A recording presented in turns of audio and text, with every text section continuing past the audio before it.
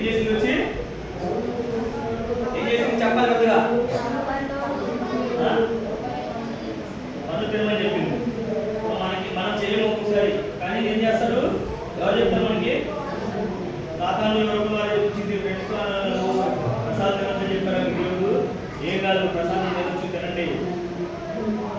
ఆ బొమ్మకు దండం పెట్టి చెప్పడేసి అంతా అబద్ధం. ఆ బొమ్మ దండం పెడితే మీకు దేవుడు అయిపోతారంటే చెప్పని చెప్పారు. మీరు పెట్టారు పెట్టేస్తారా?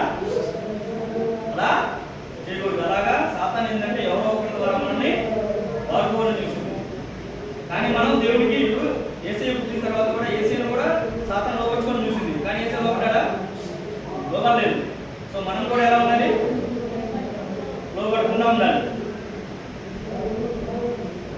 అదిగో ఎప్పుడైతే వీళ్ళు పాపం చేశారో యేసయ్య ఉన్నారు ఏంటి జరగని గుర్తొచ్చింది. గుర్తొచ్చేసింది. ఆగులో పోయి చెట్టు వెళ్ళారు. పిలిస్తే ఏం చెప్పారు? యేసయ్య పిలిస్తే ఉన్నాయా అని చెప్తాడు. ఈ మొట్టమొదటి పాపం.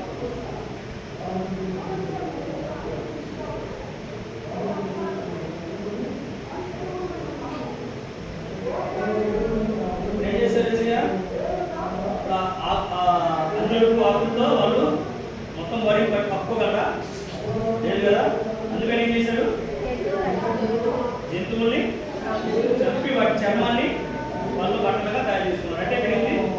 వాళ్ళు చేసిన తప్పుకి ఏ పాపం చేయని జంతువుల్ని బలించడం. ఆ బలి అనేది అప్పుడు మొదలైంది.